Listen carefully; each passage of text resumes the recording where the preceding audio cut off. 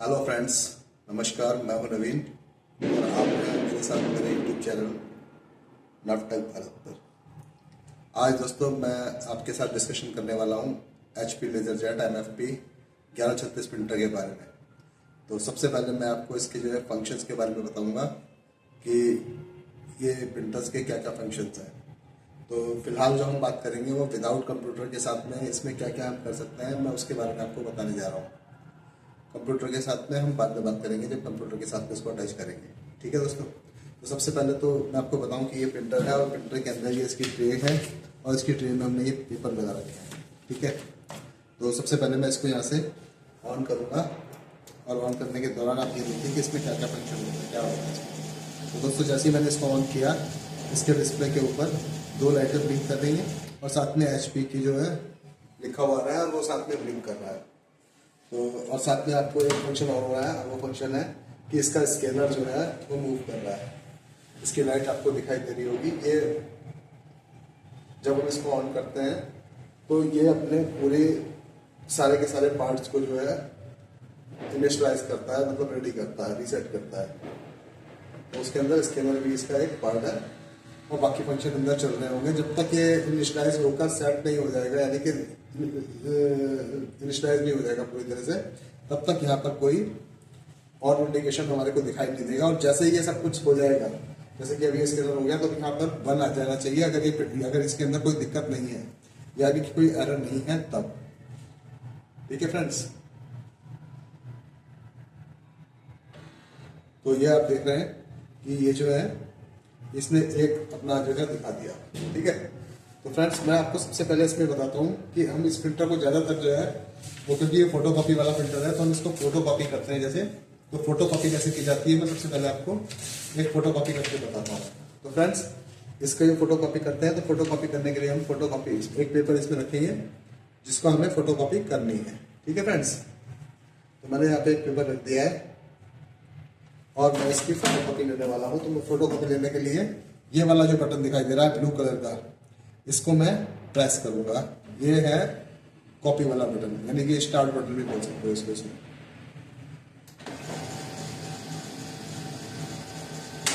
दोस्तों ये इसने अपना कॉपी स्टार्ट कर दिया है और अब इसने जो है इसकी फोटो कॉपी निकाल दी है।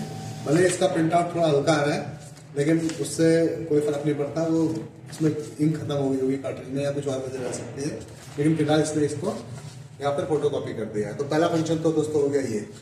सेकंड फंक्शन में आपको ये बताता हूँ कि अगर मेरे को 3 कॉपी करनी है और मेरे को एक साथ इसमें 3 कॉपी सेट करनी है, तो मैं क्या करूंगा कि मैं सबसे पहले जो है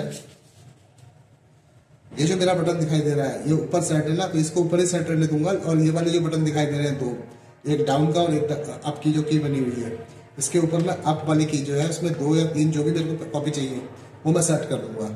और मेरे सेट करने के बाद जब मैं इसको यहाँ पे प्रेस करूंगा तो ये जितने यहाँ पे कॉपी दी हुई है उतनी कॉपी निकालेगा। तो यानी कि हम इसमें कॉपी सेट कर सकते हैं जितने भी हमको चाहिए, मतलब 2 चीज में जो भी कॉपी है उसको हम इसमें सेट कर सकते हैं। देखो फर्स्ट, सेकेंड और फिर थर्ड। दोस्तों इसने 3 कॉपी निकाल दी और उसके बाद ये देखो इससे 3 कॉपियाँ एक ही बार में निकाल दी, मतलब मुझे एक बार बटन दबाना पड़ा और 3 कॉपी निकाल दी। तो इस तरह से जो है हम इसका ये सेट करते हैं कि भाई हमको कितनी कॉपी करनी है। ठीक है। तो मेरी कॉपी जैसे समझो दोस्तों ये थोड़ी सी जो है हल्की हो रही है, तो मुझे अगर इसको डार्क करना है, अगर मुझे इसे डार्क करना है तो मैं सबसे पहले तो इसको कैंसिल करूंगा। ये जो मैंने दिया है तो कैंसिल होकर ये पुनः यानी दोबारा से इनिशियलाइज होगा और उस पोजीशन पे आ जाएगा, 1 वाली पोजीशन पे आ गया। अब मुझे जो समझो अगला फंक्शन जो मेरे को करना है कि मेरे को कॉपी हल्की आ रही है और मुझे कॉपी थोड़ी डार्क करनी है। अगर आपकी कार्ट्रिज में प्रॉब्लम नहीं होगी और क्या नाम है बाकी और कोई प्रॉब्लम नहीं होगी, तो इसकी कॉपी कैसे डार्क होगी मैं आपको ये बता देता हूँ। आप इसको दबाएंगे तो ये नीचे की साइड में आ जाएगा, यानी कि इसका जो ये कंट्रास्ट है।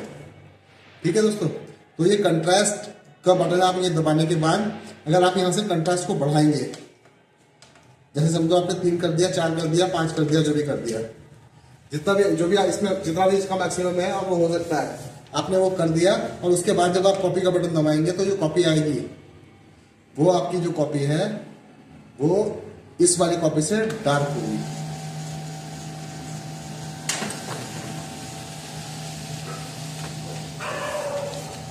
ठीक है फ्रेंड्स, अब आपने देखा कि ये जो कॉपी दूसरी आई है वो पहली वाली कॉपी से डाल के, ठीक है।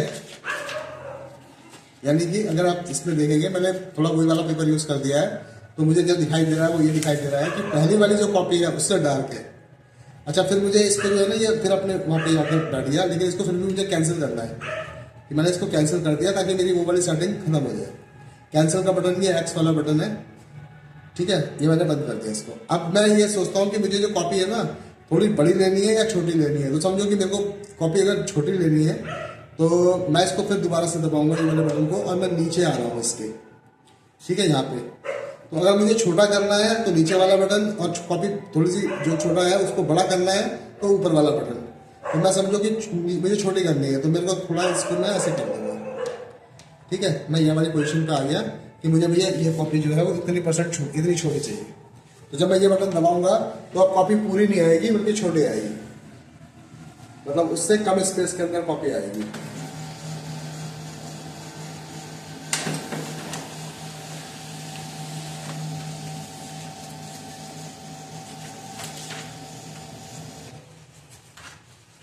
ठीक है फ्रेंड, इसमें कॉपी पता नहीं चल रहा है तो मुझे एक प्लेन पेपर पे कॉपी लेके देखी हुई है ना, उसका साइज छोटा बड़ा करने के लिए। समझो मैंने इसका साइज जो है, पहले मैं इसको कैंसिल कर देता हूं। जब यहां पर 1 आ जाएगा उसके बाद मैं आगे फंक्शन करूंगा। समझो कि मेरे को जो कॉपी है इसकी 1 2, जो भी उसका साइज है उससे मुझे साइज को छोटा या बड़ा करना है तो मैं ये वाला बटन जो है दबा दूंगा, और उसके बाद जितना भी % इसके अंदर मैंने दबाया होगा उतने % कॉपी वो छोटी हो जाएगी।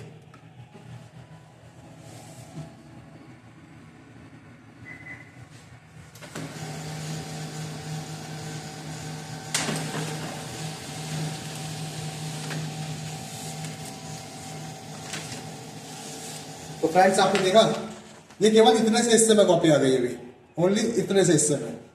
वो पूरी कॉपी जो है, ये जो पूरी कॉपी है, ये फुल कॉपी है ना, आप देख रहे हो, ये फुल कॉपी है और उस कॉपी को बहुत ही छोटे हिस्से में आ गई वो। ये पूरी कॉपी छोटे बात होकर इतने हिस्से में आ गई। अब आप समझिए कि मुझे बड़ी कॉपी लेनी है। अब मुझे समझो बड़ी करनी है तो पहले तो मैं इसे कैंसिल कर देता हूँ, जो पुराना वाला सेटिंग था वो खत्म हो गया, ठीक है फ्रेंड। और ये पुराना वाला सिस्टम पुराना वाला खत्म हो गया और यहाँ पे रेडी पेयरिंग 1 पे आ गया। अब मुझे क्या करना है, अब मैं फिर उसके ही आऊँगा, ठीक है। अब मेरी कॉपी जो भी कॉपी है, समझो कि मेरे पास, मैं दूसरी कॉपी हाफ लगाता हूँ अभी। ये मैंने इसको लिया, फिर देखो दोस्तों मैंने इसको मोड़ के ना ये वाला पुराना पेपर निकाल रहा हूँ मैं और केवल ये हाफ लगा रहा हूँ, हाफ इसमें, ठीक है दोस्तों। अब मुझे उस कॉपी को बड़ा करना है समझो, ठीक है। तो मैं क्या करता हूँ, यहाँ पे पहुंच गया मैं, और उसके बाद मैंने इससे कॉपी को बड़ा कर दिया साइज उसका, ठीक है। ये मेरी कॉपी इतना % है वो बड़ी हो गई थी उसमें। अब मैं जब इसको कॉपी दबाऊंगा तो ये कॉपी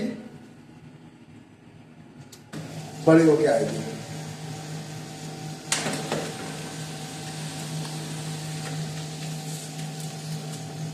तो देखो दोस्तों, वो जो पहली वाली जो मैंने कॉपी लगाई है इसके अंदर, ये कॉपी मैंने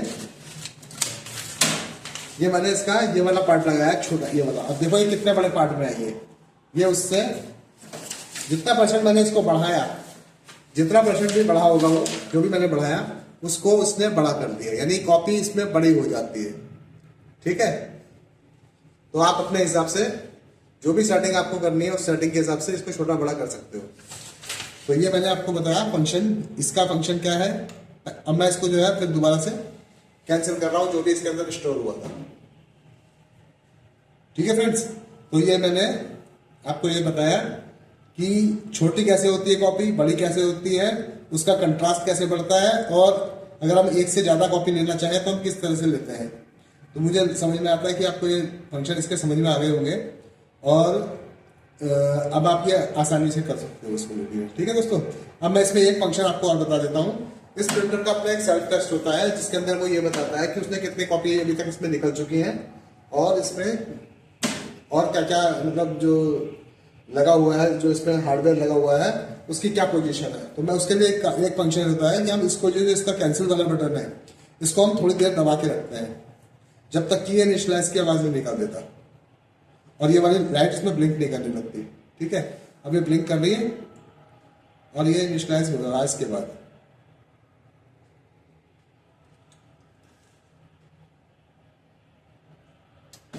ठीक है दोस्तों, अब ये जो निकालेगा ना, ये टेस्ट जो ये निकालेगा वो इसका टेस्ट है, मतलब एक तरह का सेल्फ टेस्ट है ये देखो इसमें से एक पेपर तो ये निकाला जिसके अंदर इसने ये सब कुछ दिखा दिया कि ये कितनी कॉपियां जो है इसकी, कितनी कॉपी इसकी निकली हुई है और इसकी क्या क्या सप्लाईज है। ठीक है, तो जैसे इसके अंदर इसने दिया है अपना क्या क्या इसने बताया, मैं बता देता हूँ आपको।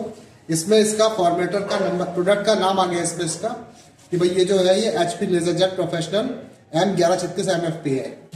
इसके फॉर्मेटर का क्या नंबर है, ये फॉर्मेटर का नंबर पड़ा हुआ है और इसके अंदर जो है प्रोडक्ट का सीरियल नंबर क्या है वो सीरियल नंबर भी आ गया। इसकी फर्मवेयर का डाटा कोड कौन सा है वो भी इसमें लिखा हुआ आ गया। आपका इसका मैक्सिमम प्रिंट क्वालिटी क्या है वो भी लिखी हुई आ गई। ठीक है, मतलब और टोटल मेमोरी कितनी है इसकी वो भी लिखा हुआ आ गया और अवेलेबल मेमोरी कितनी है वो भी इसमें लिखी हुई आ गई। ठीक है, और इसके अलावा इसके अंदर इसने बताया आपको, यहाँ पे ये बता रहा है कि इसने पेज काउंट इसमें लिखा हुआ आ रहा है, उसमें इसने बताया कि इसके कितने पेज जो है वो स्कैन किए गए हैं, स्कैनर से कॉपी किए गए यानी ऊपर से। ठीक है, और कितने जो है इसके मोनोक्रोम पेज इसमें टोटल इसमें जो है कॉपी से जो है प्रिंट आउट किया है, वो जो अभी था पहले था वही है। ठीक है, टोटल पेज इसके कितने इसके प्रिंट आउट निकले हुए हैं तो इसमें लिखा है 38,712 पेज अभी तक निकाल चुका है। पेज इसके जो है कितने स्कैन किए गए हैं कंप्यूटर के through, page scan to host 1091। Total input jam कितने लगे हैं, मतलब कितनी बार इसमें पेपर फंस गया है, कोई दूसरी प्रॉब्लम आई है तो ये बता रहा है 135 बार फंसा हुआ है। ठीक है, टोटल आउटपुट जैम कितने हुए हैं वो 42 बार हुआ है इसका। ठीक है, टोटल कार्टलेज जैम कितने हुए हैं 19 बार हुआ है और इसके अलावा इसमें लिखा हुआ है पेजेस मिसप्रिंट कितनी बार किया है, कि पेपर पिक ही नहीं किया है 0 बार। ऐसा कभी नहीं हुआ कि इसके अंदर पेपर पिक ना हुआ हो। ठीक है, और नेक्स्ट ये बोल रहा है कि नैरो मीडिया पेज काउंट कितने हैं इसके, वो है 11 और बाकी की जो इन्फॉर्मेशन है वो आपको इसमें दिखाई दे जाएगी कि इसमें और क्या क्या सेट है, कि भाई इसमें लैंग्वेज कौन सी सेट है और इसके अंदर इसका टाइम आउट का टाइम क्या है और ये इसकी लोकेशन क्या है और इसमें जो है वो स्लिप कितने देर के बाद जो है स्लिप मोड पे चला जाता है और ऑटो ऑफ मोड कितने उसका है। 4 घंटे के अंदर ये अपने आप बंद हो जाता है, स्लिप मोड पे ये 15 मिनट पे जाता है और इसका जो टाइम आउट है IQ टाइम आउट 480 लिखा है इसमें। ठीक है, इसके अलावा इसमें कौन सा डिफॉल्ट जो पड़ा हुआ है पेज वो A4 पड़ा हुआ है प्लेन पेपर और प्रिंट डेंसिटी 3 है। आप इसको चाहो तो चेंज भी कर सकते हो, प्रिंट डेंसिटी भी चेंज कर सकते हो, साइज भी चेंज कर सकते हो और प्लेन पेपर की जगह कुछ दूसरा पेपर भी लगा सकते हो। तो जो भी आपको लगाना हो वो आप इसमें से देख लेना। और अभी ये बता रहा है कि कॉपी का जो प्रिंट आउट है वो कितने उस पर है, तो ओरिजिनल और 100% उस पर आएगा, यानी कम ज्यादा नहीं कर रखा जो भी आएगा। ठीक है, ये सब कुछ इसमें इंफॉर्मेशन आती है। तो आपको मैंने जैसे बताया उस तरह से अपना इसका एक सेल्फ टेस्ट भी निकाल सकते हो जिसमें कि आपको सारी इंफॉर्मेशन मिल जाएगी। ठीक है, अगर कभी आप किसी को प्रिंटर, ये जो प्रिंटर है रिपेयर के लिए देते हो तो एक बार एक पेपर निकाल के भी रख सकते हो। इससे आपको ये इंफॉर्मेशन मिलेगी कि जो आपका कार्ड है कम से कम उस कार्ड को किसी ने चेंज तो नहीं किया है या वो कार्ड जो है बदल तो नहीं दिया है। ठीक है, तो दोस्तों आज के लिए बस आज यही तक। नेक्स्ट टाइम फिर किसी दूसरे वीडियो से साथ में आपको मिलता हूँ। और अगर आपको मेरा वीडियो और ये जानकारी किसी भी काम की लगी हो तो कृपया मुझे सब्सक्राइब करें, लाइक करें और अगर आपको ऐसा लगता हो कि ये जानकारी किसी और को भी आप भेजना चाहते हैं तो आप उसको शेयर करें। और अगर आपको ऐसे ही वीडियो और भी देखने हो तो मेरे चैनल को की घंटे बजा दें। ठीक है, ओके सर, नमस्कार, थैंक यू।